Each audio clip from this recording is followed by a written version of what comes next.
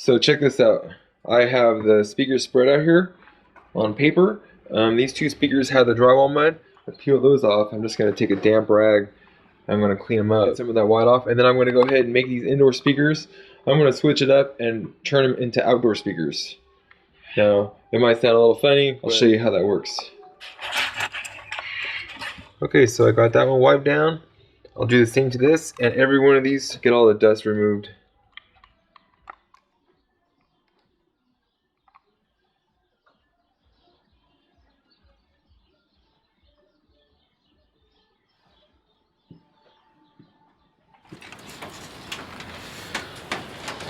Alright, before I show you how I'm going to make my indoor speakers, outdoor speakers, first, you guys saw how I did this. I mixed the oil-based Rust-Oleum paint 40% with mineral spirits, and I did one coat and let it dry.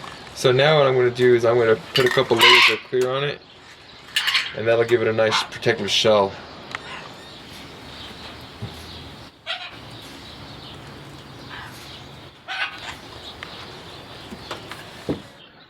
Alright, back here at the speakers. Hey, I was just kidding about actually making these outdoor speakers.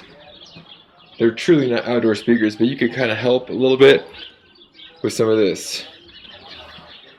So, they have a new aerosol, which I just found out about. Shook up the can really good, and we'll start with this speaker here. We're just going to give it a light spray, not a big deal, just a very light spray. I don't want to put any, if possible, around the edge, the rubber edge.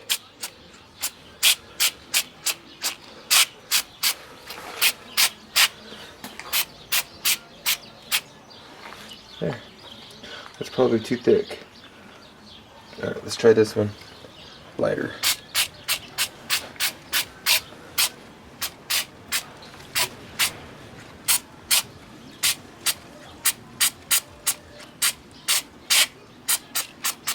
This can's touchy, it just really wants to come out. Alright. That's probably too thick too. Alright, let's do this one.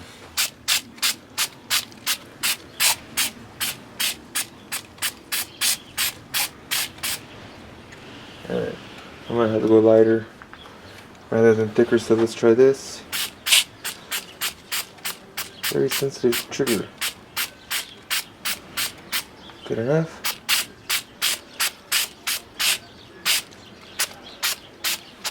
Good old Thompson's water seal. Check that out, man. That's nice.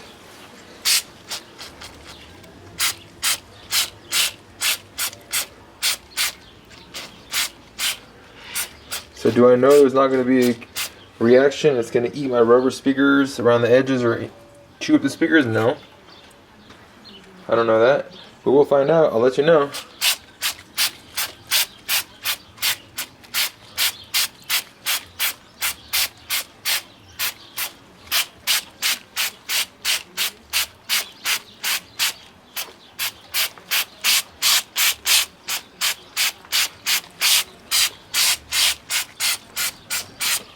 I have 4 speakers temporarily hooked up outside, otherwise I would spray those too.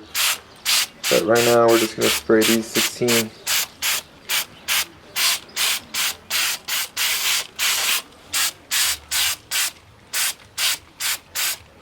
Cool. And a little bit later, I'll come back and put a second coat on.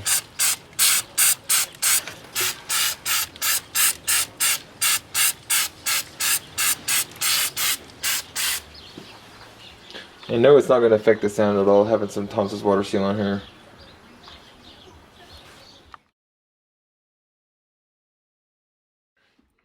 They're drying right now. This is one coat, and I'm going to go ahead and put a second coat on tomorrow, another light coat. And I know it's not going to make them completely waterproof or completely weatherproof, but I know it should help it give it a little extra life.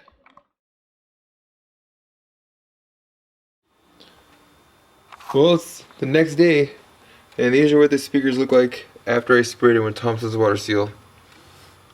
Look like they've never been messed with at all. Can't even see a difference. Except for over here, this one here You can kind of see that water ring going around it. It's not water.